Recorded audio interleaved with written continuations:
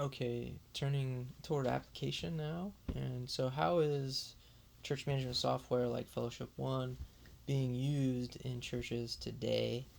Like one of them, there's a lot of different examples, too many to mention for the sake of time, but one of them that I'm passionate about is assimilation and just taking people that are new to the church and helping them become involved. When you do that, there's a lot of data generated, just their name, their address, their interests, what step they are in the assimilation process. And so we just talked about uh, how a church that I visited last weekend took care of small groups, and they did it very manually.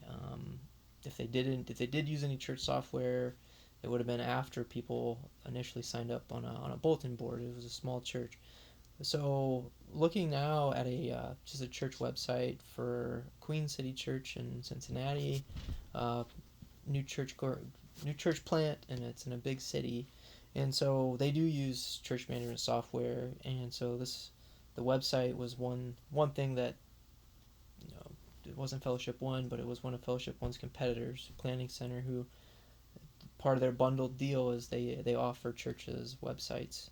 Um, Easily designed websites. So I'm just going to look through the small group thing that we started talking about in the last slide, and so you can see here that this is just a list of all kinds of different groups that are available to people that are attending the church.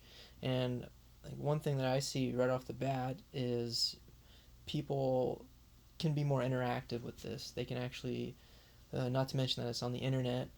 People could actually do this on their mobile phone if they wanted to, but you can go through and click on what kind of category you want to sort through, so you're not looking at 30 40 different groups. You're just trying to find one that you're interested in. I'm just going to click on outreach, and that takes it down to one, but you could also click through different attributes, age ranges. So this is it just allows you to be a little more interactive and speak into the the service that the church is going to provide to you. And so you'll see here that the site, it just lists the type of small group it is. It's a Bible study and homeless outreach. It talks about what days of the week that they're going to meet. Same thing as that bulletin board sign up sheet, but this is interactive and it's on the internet. And so you'll see here that it's got the leaders' names, the addresses. You can actually look at a map. If you wanted to contact the leader um, anonymously, or you could give them your name and your email address, there's an option to do that as well. Um, but just gives people more. I guess the thing I wanted to hit on is more control over their experience, um, unlike the paper format thing we just looked at before.